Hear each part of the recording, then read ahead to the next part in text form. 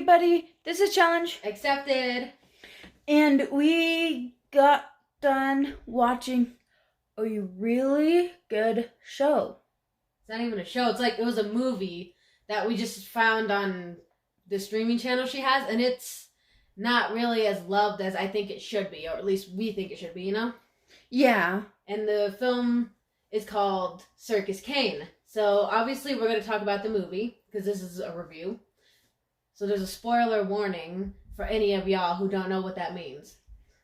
So that means you gotta stop here, go back and watch it, and then come back, because we're going to be telling you everything.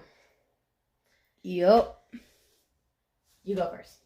Okay, so at the beginning, there was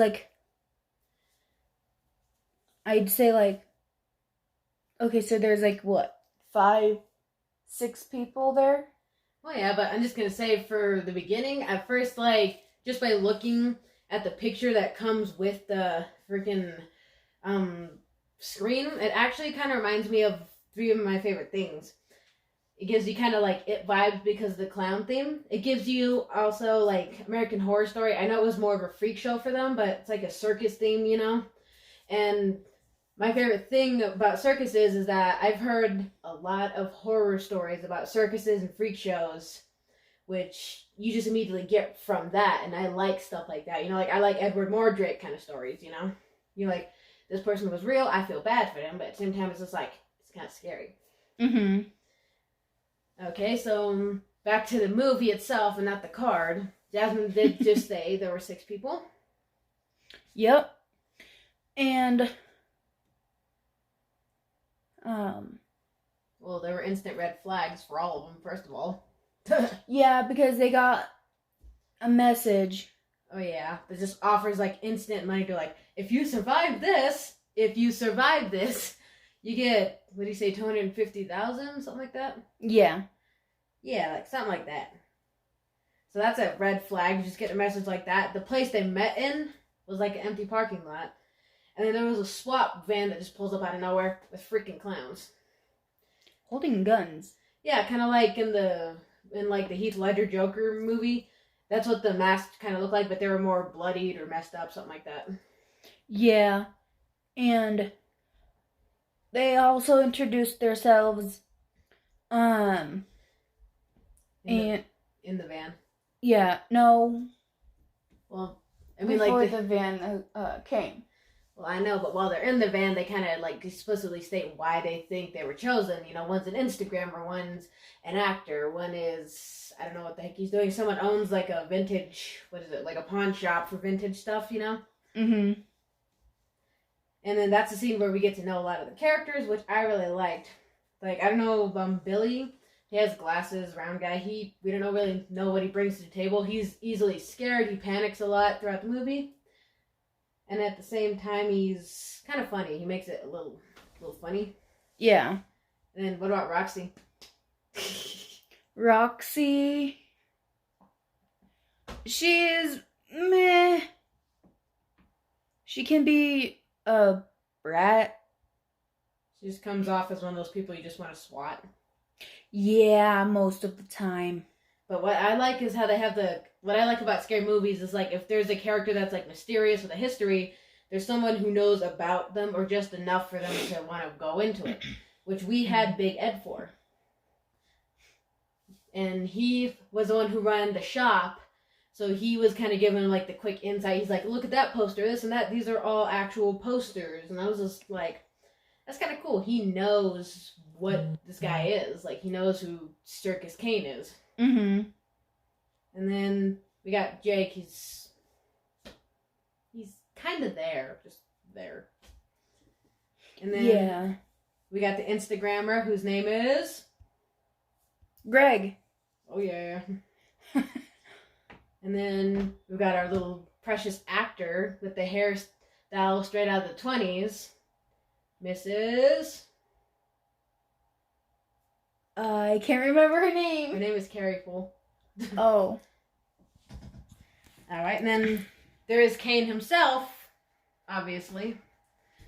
who's just a villain, because that's like the main 6 or 7 people that the story is like mostly on. Yeah. So what did you get just hearing about Kane at the start? What were you thinking about him right away? We all knew he was gonna be a bad guy. Yeah. What I thought about him is like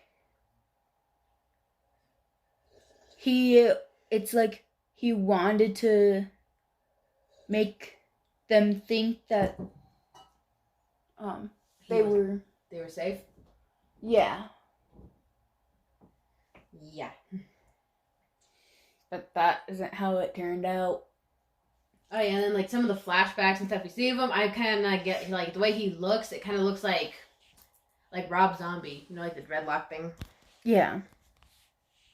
And then I don't know, I just kind of like that. He has that like off look to him, like in the flashbacks. So it makes you wonder, what does he look like now?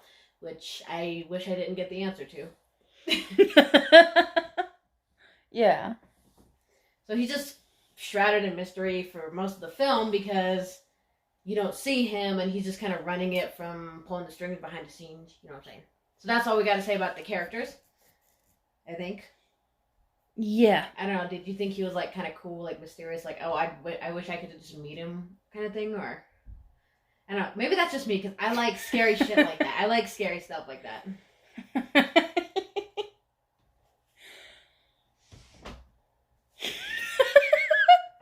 Okay.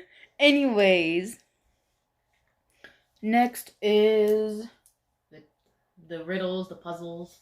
Oh, we named, like, we called out who would get hurt. Oh yeah, well, when they started the puzzles, they were a little easy to solve, like some of them, we put them together before the people in the movie did, And Yeah. I'm gonna say there's a part with the severed head in the cage, which I was kind of like, yeah. Like, they did not need to show that, but I like that they took the risk and did it anyway, because the blood and gore is what kind of won over a lot of horror fans from what I've seen in reviews. And it's just like, they could have just showed you, like, not the head, but, like, the part coming out. But no, they showed you with the head here, and they were like, here's the key. Yeah. And then pulling the eye out and stuff like that. Like, yeah. Like, they didn't have to go the extra mile, but they did that for us. Yeah. But still, the puzzles were kind of easy enough for you to, like, call. But some of them, I was like, we didn't see the horror room like they had. So it was just kind of like... Oh, and I added something else. One thing I liked was every time they hit a button or something, it didn't work the very first time like it usually would. So it kind of gave that sense of like, like, is he messing with us or is it going to happen? Mm-hmm. It happened like 3 times though. All right. So anything else to say about the puzzles?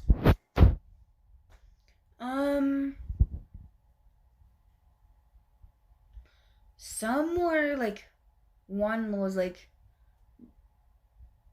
I felt it. Just kind of weird.